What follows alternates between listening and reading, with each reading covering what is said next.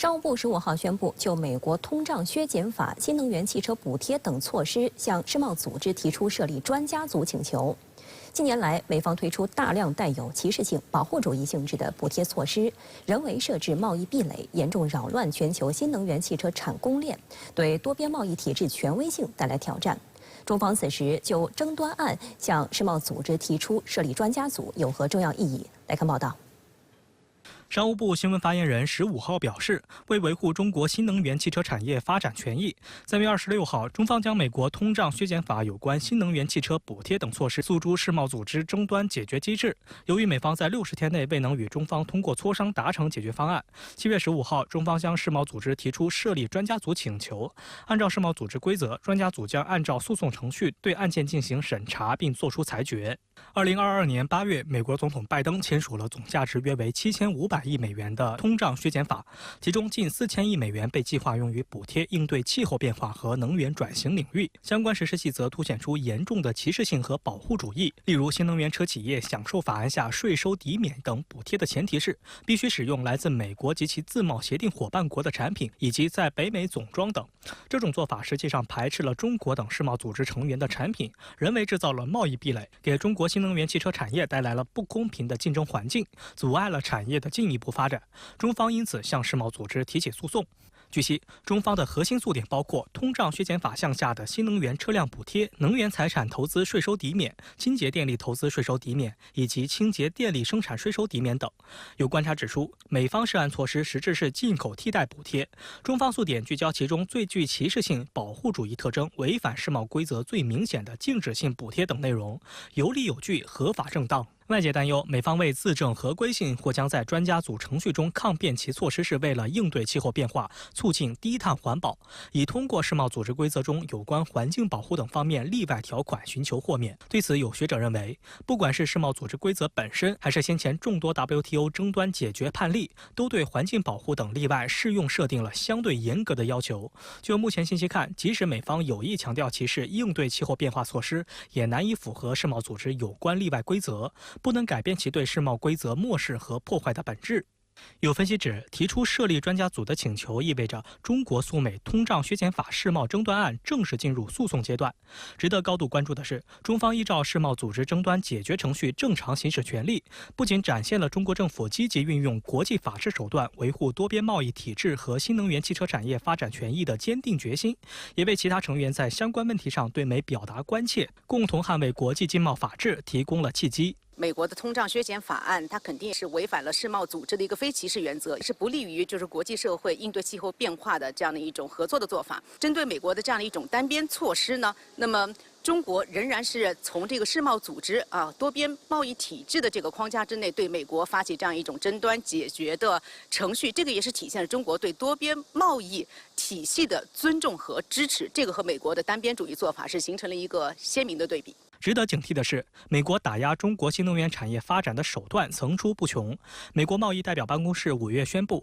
将对来自中国的180亿美元进口商品提高关税，涉及半导体、电动汽车、锂电池、太阳能电池等14类产品。电动车的关税更是大幅提高，将从25%增加至100%。部分加征关税措施将于8月1号起生效。有分析指，美国政府的贸易保护主义和泛安全化政策，不仅严重扰乱了全球新能源汽车产业链和供应链，还抬高了能源绿色转型成本，破坏了公平竞争环境，更对多边贸易体制的权威性带来挑战。然而，从实际打压和限制的效果来看，相关举措对中国新能源汽车的遏制效果有限，同时还可能得不偿失，阻碍美国自身产业经济发展，拖累绿色能源转型的步伐。 美国彭博社曾发文披露，拜登政府通胀削减法推出20个月后，中国依然扩大了在全球清洁技术领域的主导地位。美国及其盟友仍无法摆脱在关键矿物原材料方面的对华依赖。韩联社此前也曾援引韩国业界声音称，将中国排除出供应链之外是不切实际的。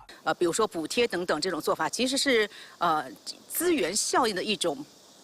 非常的低效的配置，那么这个可能会导致整个的全球贸易的扭曲。那么与此同时呢，会使市场竞争呢也是造成这样一种扭曲。那么也就是说是不符合市场经济的一个效率性的原则，那么会造成供应链的调整的成本的增加。那么这个的话，从总体上来说也是不符合消费者的这个最大的福利的。外国企业也持续看好中国市场，用脚为中国经济投下信任票。据香港南华早报16号引述知情人士报道，一批重量级美国企业高管将于下周前往北京，与中国政府高层举行会面，展开沟通。报道称，此次访问将由总部位于华盛顿的美中贸易全国委员会组织，参加的美企包括高盛、星巴克、霍尼韦尔、联合健康、耐克和高通等。深圳卫视注意到，即将访华的美企涵盖高科技、零售、餐饮、健康等多个领域，均拥有庞大的在华业务。那么他是希望通过与高层进行及时的沟通，能够最大程度的去稳定中美两国的在商业层面的一个关系。那么在贸易和投资领域，那寻求新的增长点，寻求新的在中国，比如说扩大投资等等，加强商业合作的这样的一种可能性。这个也是反映了商界是希望通过沟通和对话来使中美经济关系使它走上更加稳定可持续的发展道路的这样的一种期望。朝鲜半岛近来核风险加剧，美韩两国日前签署关于朝鲜半岛核威慑与核作战指南。韩国高官称，这意味着美韩同盟的基础从常规武器升级到核武。韩国总统尹锡悦16号表态称，美韩同盟已升级为以核为基础的关系，美国将特别部署核资产执行朝鲜半岛任务。那这将对半岛局势带来哪些重大影响？来看报道。韩国总统尹锡悦16号在首尔龙山总统府主持国务会议时表示，美韩同盟已提升为真正以核为基础的同盟关系，以更加有效地应对朝鲜的核威胁。他说，无论是战时还是平时，美国都将特别部署核资产执行朝鲜半岛任务。目前，美韩已建立起了能够敏锐有效地应对朝方任何形式核威胁的态势。外界注意到，尹锡悦上述表态是基于他与美国总统拜登11号在北约华盛顿峰会期间签署的美韩关于朝鲜半岛核威慑与核作战指南。这份文件指出，如果朝鲜对韩国实施任何核攻击，都将面临立刻压倒性果断的反制措施。双方商定，今后推动美韩核咨商小组各项工作迅速取得进展，包括扩大保密程序和情报共享、核协商程序、核武及战略计划，必要时韩国常规武器为美国核作战提供支援等。值得注意的是，这是美韩双方首次明确处理朝核问题可使用美核武。去年4月，美韩发表华盛顿宣言，约定美对韩提供核保护伞，建立美韩核磋商小组机制，增加朝鲜半岛周边包括战略核潜艇在内的战略资产部署。短短3个月后，美韩核磋商小组机制首次会议召开，美战略核潜艇时隔42年停靠韩海军基地，被视为美向韩提供延伸威慑的具体体现。韩国国家安保室第一次长金泰孝在文件发表后宣称，美韩一体化延伸威慑体系意味着将美国核武和韩国尖端常规武器相结合，同时威慑和应对朝核威胁。金泰孝说，这是首次在文件里明确写出美国核武将执行朝核威慑和应对相关任务，这意味着美韩同盟的基础从常规武器升级到核武。有分析认为，按照美韩联合核作战声明提到的打造一体化延伸威慑体系等表述来看，未来美韩联合军事行动中可能会越来越多地出现美国战略武器装备、韩国常规军事力量与美国战略军事力量的联合演习，也会成为未来美韩联合军演的组成部分。例如，开展韩国空军军机与美国战略轰炸机的联合训练，模拟为美国进行核打击的战略轰炸机进行护航，或韩国海军舰艇与美国战略核潜艇联合训练，演练战时护航等科目。这一次出台这样一个联合声明，一个大的环境的判断认为来自于朝鲜所谓的核威胁增加，因此我想从韩国、从美国，接下来呢一定会加强针对朝鲜的像联合军演，包括双方的相应的一些军事安全的合作，包括比如说军事的访问，甚至在韩国部署相关的战略资产。那么这样一来呢，我想必然会刺激那么朝鲜呢应该说加大对韩美相关的一些威慑行为，提升自己的战略武器的能力，尤其是核武器的能力。美韩同盟升级至以核为基础的关系，双方各有盘算。外界注意到，尹锡悦此次访美，除了参加北约峰会，还到访了位于夏威夷檀香山的美国印太司令部，成为该司令部2018年改编为印太司令部后首位到访的韩国总统。韩国总统室透露，美印太司令帕帕罗9号曾表态称，韩国未来可能会考虑引进攻击核潜艇，但这将取决于作战分析。近年来，随着朝鲜追求更强大的海军能力，包括水下攻击武器系统和潜射射弹道导弹。有关韩国是否应该拥有攻击核潜艇的争论甚嚣尘上。韩联社报道指，美国高级军官讨论韩国获得攻击核潜艇的可能性被认为是罕见的。而美国则正在拉拢韩国、日本、澳大利亚等国打造亚太版北约。韩国是美国亚太军事联盟的重要一员。有分析认为，随着联合合作战和威慑声明的出台，不排除未来美国会进一步加强与亚太地区盟友国家的安全合作深度，把美韩合作战声明作为起点，在美国与韩国进行联合核威慑工作的基础上，下一步开展与澳大利亚等其他国家达成有关联合核威慑合作战的有关声明，实现与多个亚太国家在核威慑领域的联合，进一步推动亚太版北约的构建。一方面，美国和北约会推动我们说北约呢介入亚洲事务，另一方面呢，我们说亚洲相关国家出于自己的考量，也就是在积极的引导北约介入亚洲事务。我想在双方的互相的这种合力下，我们可以想象，我想在可预见的这个未来啊，亚洲事务会有更多的北约。那么来介入。对于美韩在北约峰会期间签署的最新文件，朝鲜方面强烈不满。朝鲜国防省发言人13号发表谈话表示，文件企图通过实现美国核战力和韩国常规兵力一体化，来推进针对朝鲜的核战争准备。美韩此举导致地区军事紧张，局势濒临极限。朝鲜坚决反对和谴责，朝鲜军队将以强有力态势遏制核战争，坚决保障国家安全。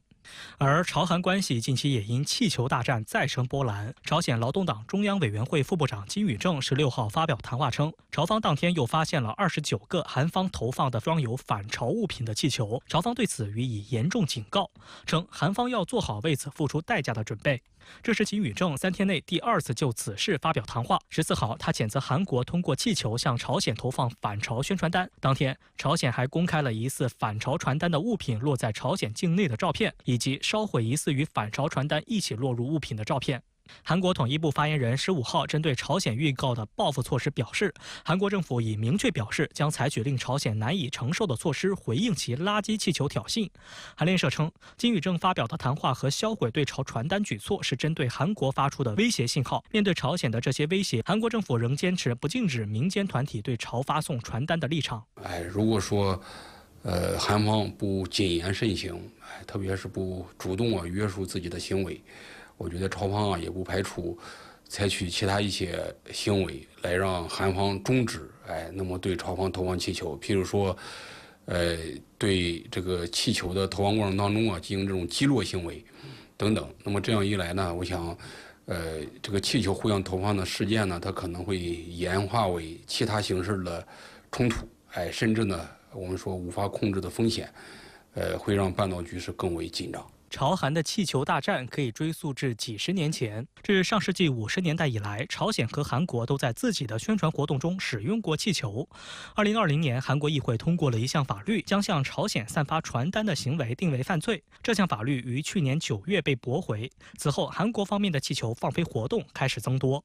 自今年5月以来，朝韩开始新一轮你来我往的气球大战。韩国发出的能够将传单和电子扬声器传播到边境以外数百公里的智能气球受到舆论关注。这些所谓的智能气球使用3D 打印机和网上采购的部件制造而成，有时还配备了 GPS 追踪系统，每个造价高达1000美元。智能气球充满氢气，高达12米，底部可携带达7.5公斤的有效载荷。大多数气球都装有预先设定好的装置，可以根据预期的飞行路径、风力和其他天气条件，每次分发25张传单，一次飞行可分发1500张。美军印太司令称，必要时韩国可引进攻击核潜艇。韩国总统尹锡悦甚至公开宣称，美韩同盟已升级为以核为基础。那您觉得这对朝鲜半岛局势及东北亚安全意味着什么呢？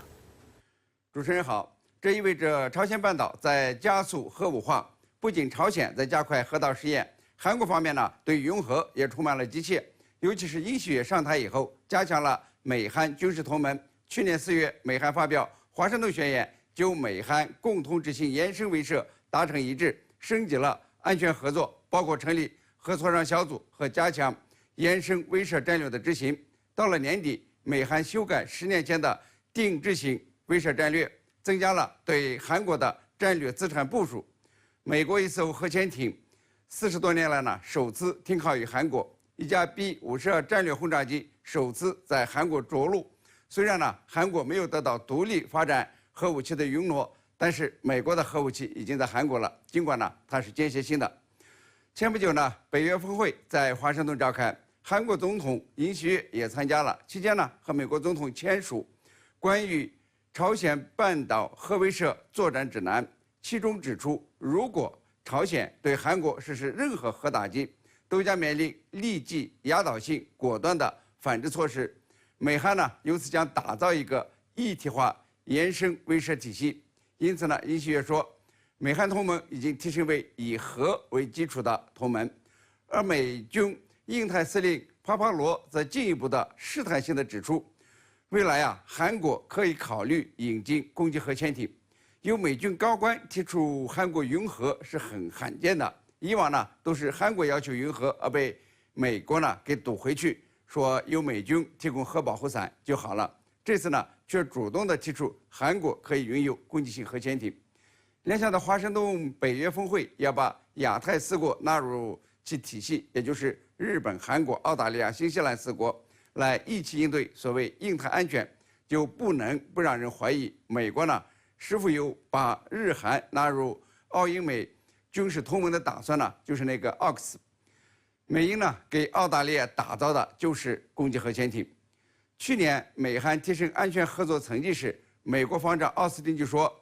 美国对韩国的承诺是铁定的，将与日本等志同道合的合作伙伴要在优先事项上取得非凡进展。那么优先事项是否就是指核武能力呢？很显然，今后美国将利用亚太的盟友来制约中国和朝俄，不排除呢同意韩国拥有核武器。韩国拥核对朝鲜半岛和东北亚的安全将带来严重的威胁。21世纪下半叶，亚太地区拥核国家有可能成对出现，对亚太和世界带来极大的安全风险。朝鲜对韩美领导人签署的核威慑作战指南发出警告，要求韩国立即停止挑衅行为。而韩国说朝鲜是贼喊捉贼。那您觉得这一局面将会带来什么后果吗？带来的后果就是朝韩两国的核军备竞赛。过去呢，朝鲜半岛的问题是如何实现无核化，韩国呢也总是劝说朝鲜弃核。现在形势变了，韩国呢要主动拥核，无论是加大美军的核保护，还是潜在的自己拥有核武器，就像美军印太司令所说的拥有攻击核潜艇。就是说呀，朝韩两国的核军备竞赛已经开始了。军备竞赛呢，往往是相互谴责，都说对方在挑衅，对方在威胁，你有了，我呢要有更高级的。朝鲜说韩国贼喊捉贼，韩国呢则批评朝鲜半岛局势紧张升级的责任在于朝鲜。可以说，朝韩两国的核军备竞赛已经展开了。期间呢，会包含许多附加的行动，比如说韩国对朝恢复广播，朝鲜呢则暗示要继续向韩国放飞这个垃圾气球，这些呢都是插曲，危险的是拥核。俄乌军事冲突给世界有个昭示，就是你拥有核武，敌人呢是不敢轻举妄动。朝韩互不相让，互相指责，后果呢就是两国都有核打击能力，不仅对朝鲜半岛，而且对整个东北亚都是严重的威胁。不仅是安全威胁，而且是经济威胁。设法让朝韩两国停止核军备竞赛，重返朝鲜半岛无核化谈判，才是更为重要的议程。但是呢，挑战性也够大。为期4天的美国共和党全国代表大会开幕，会上正式提名特朗普为共和党总统候选人。特朗普随之宣布选择俄亥俄州联邦参议员万斯作为竞选搭档。酝酿超过半年时间，释放有关副手的多个烟雾弹后，特朗普为何最终选择万斯？来看报道。特朗普在共和党全国代表大会首日会议现身，这也是他遇袭受伤后首度公开露面。特朗普右耳缠着纱布进场后与参加者握手，之后走到他的竞选搭档俄亥俄州议员万斯身边。特朗普没有发表讲话，在现场逗留大约50分钟后离开。万斯在社交媒体 X 上发帖称：“我满怀感激，能与特朗普前总统一起竞选，深感荣幸。”当天，美国总统拜登在搭乘空军1号前往拉斯维加斯出席活动前，回答了记者的相关提问。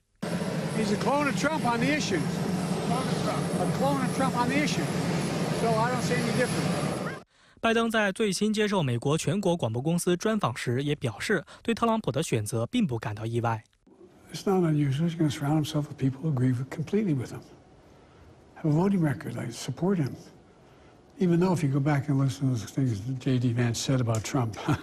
另据美国政治新闻网国会山报的报道，美副总统哈里斯当地时间15号下午致电万斯，向其表示祝贺。拜登竞选团队当日表示，哈里斯已准备好下个月中旬与万斯进行一场副总统辩论。深圳卫视注意到，早在今年初，特朗普就多次暗示马上公开自己的副手人选。美国媒体也列出了热门人选名单，万斯榜上有名，但没有被舆论排在第1顺位。为何他能够最终脱颖而出，引发外界高度关注。万斯1984年8月出生于俄亥俄州，自小父母离异，母亲患有严重毒瘾，由外祖父母抚养长大。高中毕业后，他加入了海军陆战队，被派往伊拉克，从事公共事务工作。毕业于耶鲁大学法学院的万斯，在从政前在风险投资领域工作。事实上，这名80后参议员有着多重身份，既是律师、风险投资家，也是畅销书作者。2016年，万斯出版了回忆录《乡下人的悲歌》，讲述了他在美国铁锈地带的艰苦成长经历和该地区白人劳工阶层的生活挣扎。很多人都认为这本书解释了特朗普在当年的选举中获胜的深层原因。值得注意的是，在特朗普寻求连任的2020年，这本书被搬上了大荧幕，进一步为万斯打开了知名度。I know I could have done better, but you got to decide you want to be somebody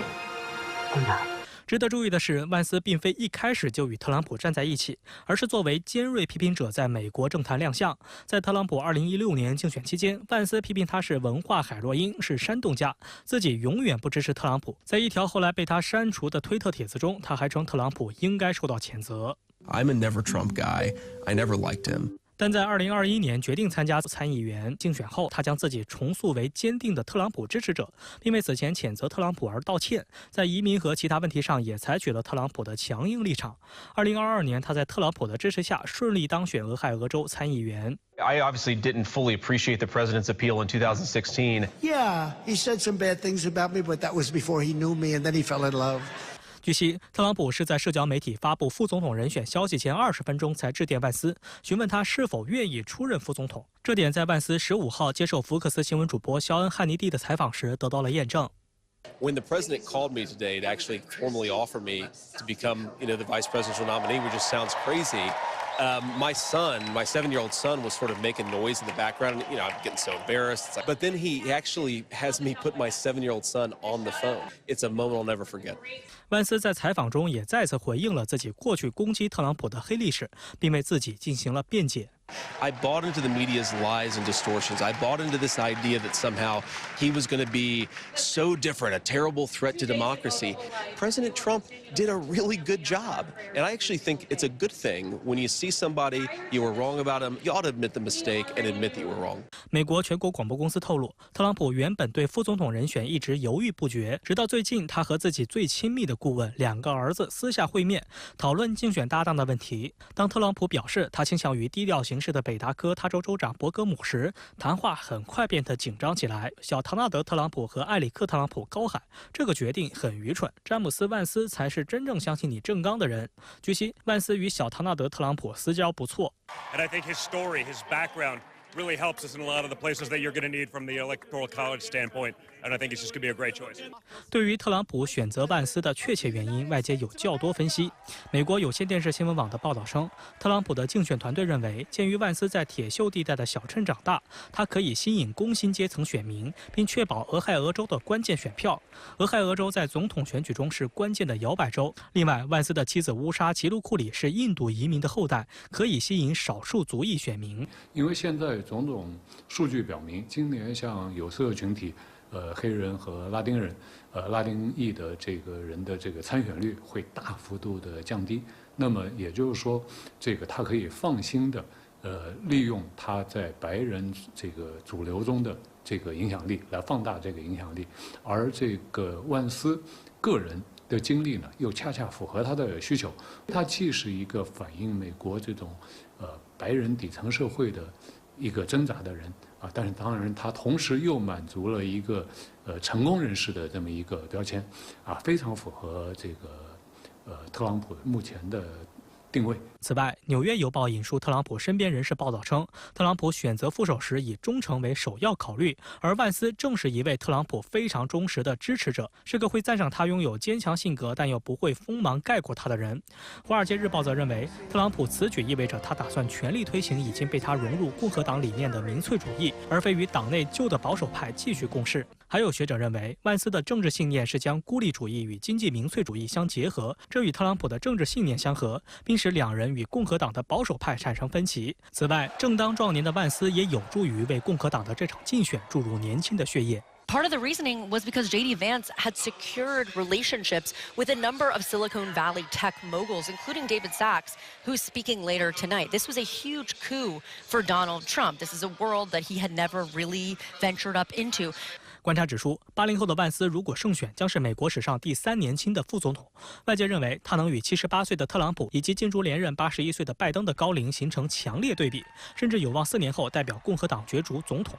And in choosing such a young person to be on the ticket with him, there's an unavoidable implication that Trump has sort of chosen an heir, chosen someone to take the mantle of that MAGA movement and go forward with it. 虽说作为新一代保守派的代表，39岁的万斯是党内冉冉升起的新星，但是他的政治经历仅2年。美国有线电视新闻网最新的民调就显示，66%的登记选民称根本不知道万斯是谁，或不知道该如何评价他。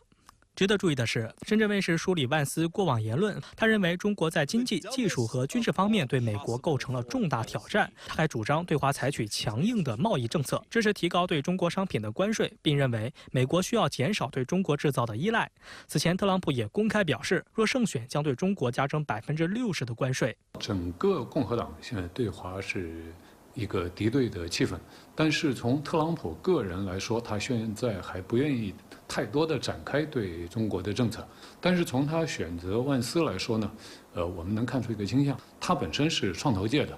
在这次选举之后，特朗普政府跟美国创投界、科技界会有更多的接触，也就是说，他会更多的利用科技界的保护主义的力量，所以未来，我现在大胆的揣测啊，中美关系可能更多的问题，跟这届政府 会一致，就是更多的问题会在科技方面。当地时间15号，特朗普机密文件案指控被驳回，他的法律困境是否迎来转机？另一方面，拜登在最新几场专访中坚定重申将继续参选，那他能否顶住特朗普的挑战呢？来看详细分析。 大难不死的特朗普似乎迎来后福。据美联社15号报道，佛罗里达州一名联邦法官当天驳回了针对特朗普的机密文件案，并支持辩护律师的说法，即提出指控的特别检察官是由司法部非法任命的。几个小时后，特别检察官杰克·史密斯的办公室表示，将对该命令提出上诉。分析指，这可能导致该命令最终被更高一级的法院推翻。但至少就目前而言，美国联邦地区法官的驳回让这起刑事案件戛然而止。当初提起诉讼时，这起案件 被广泛认为是特朗普面临的所有法律威胁中最危险的。 Are the 40 counts that Donald Trump was facing? This was for the mishandling of classified documents and obstructing the government's investigation. 40 counts there in Florida. He no longer faces, totally dropped. 特朗普在社交平台表示，这次裁决只是第一步，认为其他刑事案件也应被驳回。特朗普并再次指责这些司法案件是政治对手拜登干扰他的选举，呼吁结束司法部门的政治化。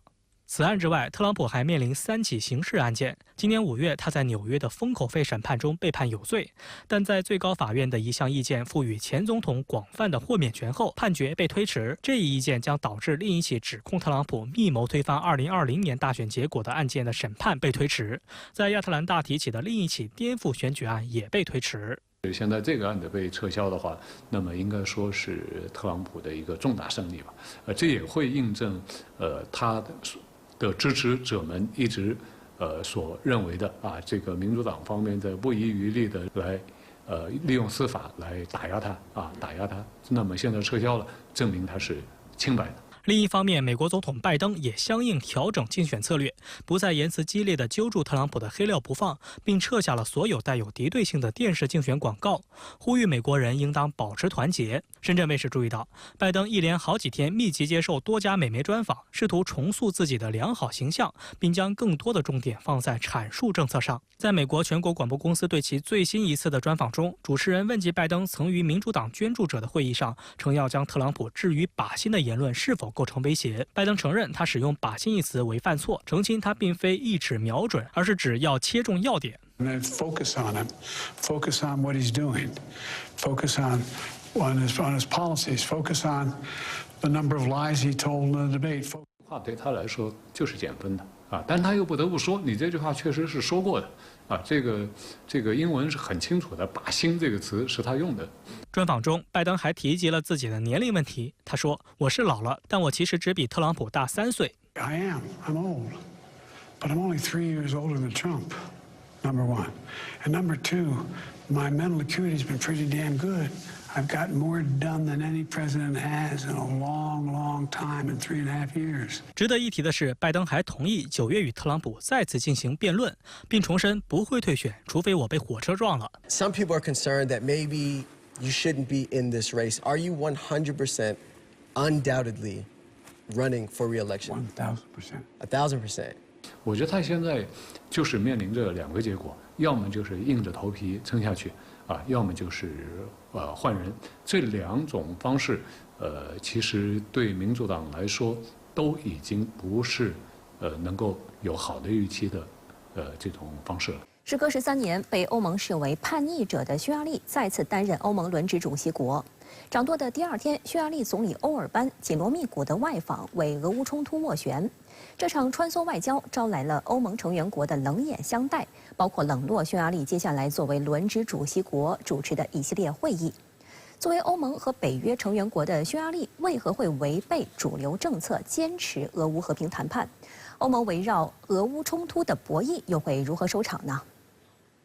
欧盟委员会15号宣布，由于匈牙利担任欧盟理事会主席国以来的一系列举措，欧委会主席冯德莱恩决定不派高级官员出席匈牙利主持的理事会会议，仅在理事会非正式会议上派高级公务员代表出席。这也被外界看来是一种降级处理。欧盟外交官还透露，欧盟机构领导层另一个重要人物，欧盟外交与安全政策高级代表博雷利，将在8月底欧尔班召开欧盟外长非正式会晤的同时，召集各成员国外长参加正式的外交事务委员会会议，从而阻止他们前往匈牙利。美国政治新闻网称，按惯例应在轮值主席国举行的欧盟外长非正式会晤，本是欧尔班扮演欧盟大外交家的良机，但大多数欧盟国家不愿意为他捧场。英国金融时报援引欧洲官员的话指出，有人甚至私下提出抵制在匈牙利担任欧盟轮值主席国期间举行的所有部长级会议，或是完全剥夺其轮值主席国地位，这些都是前所未有的举措。我们很遗憾的是看到了欧盟它在乌克兰危机以及对俄政策的立场上，还是秉持了一种政治正确的这种态度，以及一种价值观跟所谓意识形态对抗，基于这样的一个前提，那么将在军事上面帮助乌克兰取得所谓的这个胜利，将俄罗斯逼到谈判桌，作为他们解决问题的这样的一个立场的方法。对于欧盟的孤立行为，匈牙利方面批评这是赤裸裸的政治偏见。匈牙利欧盟事务部长博考表示，欧委会不能挑选他想要合作的机构和成员国。触发欧盟内部近期对匈牙利针锋相对的原因是，欧尔班这半个月来未获欧盟授权的穿梭外交。7月1号，匈牙利刚接任欧盟轮值主席国，第2天，欧尔班就展开了针对和平解决俄乌冲突的外访，在半个月内先后访问乌克兰、俄罗斯、中国和美国。匈牙利总理首席政治顾问巴拉兹表示，欧尔班已向欧洲理事会领导人书面通报了近期谈判情况、第一阶段维护和平的任务以及匈牙利的建议，称关于解决乌克兰危机的和平计划已摆在欧盟所有成员国领导人的桌面上。据德国图片报报道，该信函包含10点内容。那么实际上呢，匈牙利的这些举措以及他所提出的这些立场，实际上也是代表了这种部分的国家，他们希望尽早的实现这个和平停火，那么避免乌克兰危机进一步的延宕，使得自身的这个经济发展以及乃至欧盟未来的发展前景受到越来越多的这个冲击跟牺牲。匈牙利一直被视为北约和欧盟内部的麻烦制造者，在援助乌克兰、对俄实施制裁等决策上与多数国家立场相异。欧盟关于乌克兰的决议中，约有41%被匈牙利阻止。事实上，欧尔班正是去年唯一一位反对向乌克兰发出开启入盟谈判邀请的欧盟国家领导人。有分析指出，匈牙利2年来对俄乌冲突展现的中立政策，体现其从民族主义的立场出发，反对损害自身利益的战争。欧盟作为超国家联盟组织，需要成员国让渡部分主权，接受欧盟的管理与指导。这对于民族独立倾向强烈的匈牙利人而言是非常不愿接受的。确保国家安全，保护匈牙利文化，在欧盟框架下寻求平衡外交，是匈牙利的国家政策中的要点。而欧盟主流做法，制裁俄罗斯、弃用俄能源、支持乌克兰的政策，与匈牙利的国家安全战略目标背道而驰，破坏了这些目标的实现，并危及匈牙利的国家主权。尽管匈牙利的穿梭外交努力被欧盟所冷落，但乌克兰方面在推动举行第2次和平峰会上的举措出现变化。乌克兰总统泽连斯基15号表示，乌方目标是在11月制定出一个完全成熟的计划，并据此举行第2次和平峰会，并表示俄罗斯的代表应该参加。那么实质上呢，无论是哪一场峰会，那么他都是希望把俄罗斯摆在这样一个对立面，那么逼迫着很多广大的非西方国家来进行一个选边站队，他无法去推动各方来彼此照顾到彼此的安全关切，以及推动一种很合理、很理性、很务实的平等的对话。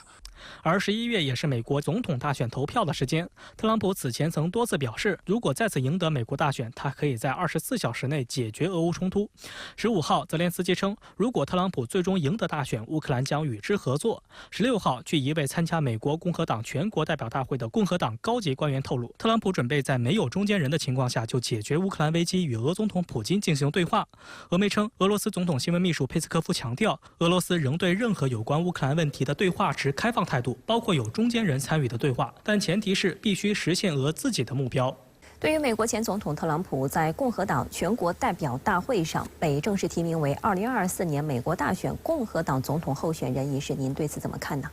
我注意到，至少从表面上来看，共和党的这次全国代表大会的确是开成了一次团结的大会，甚至是开成了一次提前宣告胜利的大会。尤其是特朗普在几天前的枪击事件中大难不死，不仅成功地将特朗普塑造成为了共和党的当仁不让的引路人，而且塑造成了一个受到上天眷顾、大难不死的所谓天选之人。然而，在这种一片喜气洋洋的乐观氛围当中，我却看到了共和党深刻且无法言说的悲哀。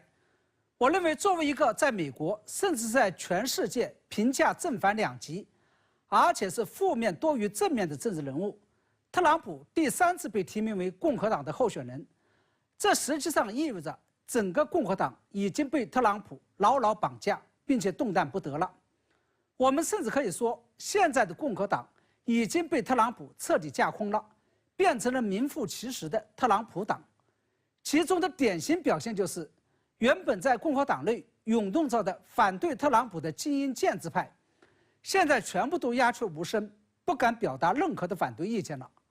而且我认为，特朗普对共和党的绑架已经是根本性的。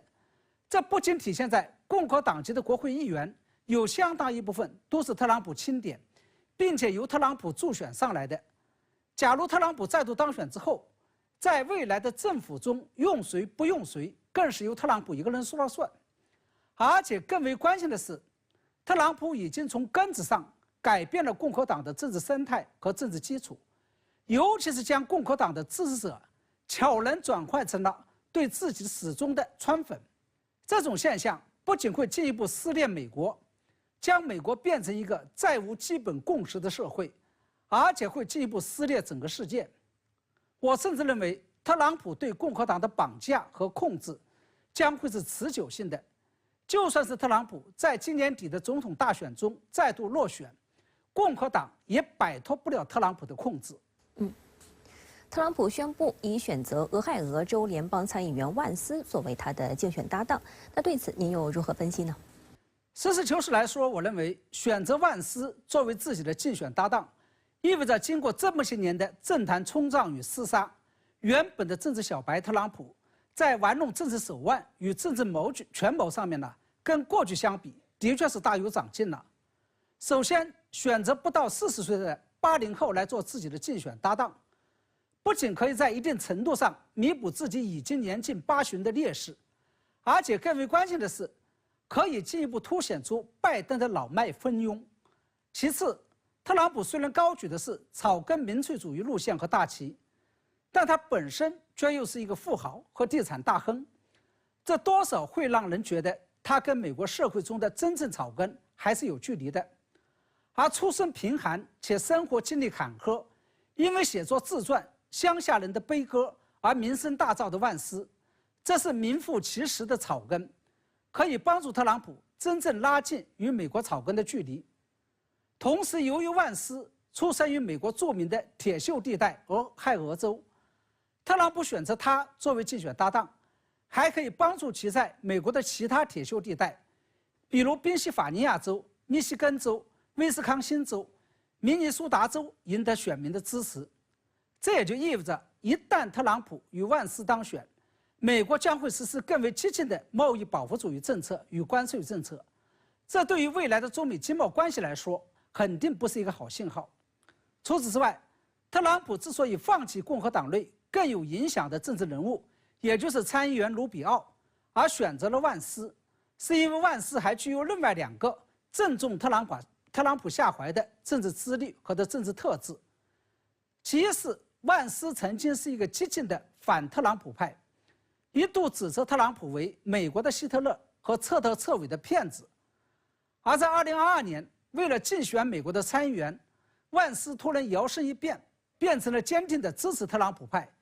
并在特朗普的大力助选下成功当选了参议员。我们知道，在共和党内不服特朗普、想要将特朗普拉下马的建制派政治人物可谓是大有人在。因此，特朗普选择万斯作为竞选搭档，实际上也就向共和党内发出了顺我者昌，逆我者亡，只有愿意弯下腰来顺从我的政治人物，才能跟着我飞黄腾达的政治信号。其二是，相较于已经长期担任参议员的卢比奥，以及自己第一任时期的副手彭斯，万斯实际上是没有政治资历和政治人脉，没有在华盛顿的沼泽地中摸爬滚打，没有弄脏自己的羽毛的政治小白。这样的人一旦被特朗普选拔为政治搭档，不仅会对特朗普感恩戴德，而且会对特朗普言听计从，或者至少不会像前任副总统那样公开跟自己唱对台戏。特朗普曾经表示，自己挑选竞选搭档的一个重要标准是，这个人能否在他的第2任期结束之后接上自己的班。这不仅意味着特朗普实际上是在暗示万斯，只要好好跟着我干，为我的马首是瞻，将来你就是我的接班人。而且意味着特朗普想通过安排接班人的方式，继续控制共和党以及控制美国的政局。在特朗普正式提名万斯为竞选搭档之后，那您认为接下来民主党与拜登又应该如何来应对呢？我认为，由于有了几天前枪击事件的意外加持，再加上选了万斯这个生力军来做自己的竞选搭档，眼下的特朗普似乎给人一种众望所归，必定会再度入主白宫的感觉。这样一种态势，无疑会给民主党形成一种空前的政治压力。尤其是今年底的这次总统大选，不仅俨然成为了2个美国与2个世界的生死对决，而且已经成为了2种不同的意识形态与价值观念的生死对决。然而，让民主党支持者感到沮丧的是，跟共和党被特朗普绑架了一样，眼下的民主党似乎也已经被年迈且恋战权力、不肯退选的拜登给绑架了。而对于拜登来说，也可谓是屋漏偏逢连夜雨。他不仅要面临着特朗普与万斯的强力挑战，而且面临着民主党内部的分裂。当前民主党内部已经是自乱了阵脚，劝对拜登的呼声已经是一浪高过一浪。不过话又说回来，即便民主党换不掉拜登，也不意味着特朗普就一定可以躺着选赢。首先，虽然这是意外的枪击事件，虽然推高了特朗普的民意支持率，但是现在距离美国总统大选投票日还有长达4个月的时间，在这期间，什么事情都有可能会发生。其次，特朗普最终能否顺利当选，最终还是要取决于美国的中间选民的选择。当前多数美国人，尤其是民主党的支持者，希望拜登退选，并不是因为他们喜欢特朗普，而恰恰是因为他们讨厌特朗普，害怕甚至是恐惧特朗普的再度上台。我们不能排除在最终投票的时候，出于对特朗普，尤其是极右保守主义和民粹主义的恐惧，美国中间选民会在大是大非面前再度做出理性的抉择，将票投给民主党和拜登。要知道，由于中间选民突然回归理性，在刚刚结束的法国议会选举当中，同样是由勒庞领导的极右翼政党国民联盟，就在形势一片大好之下，最后功败垂成。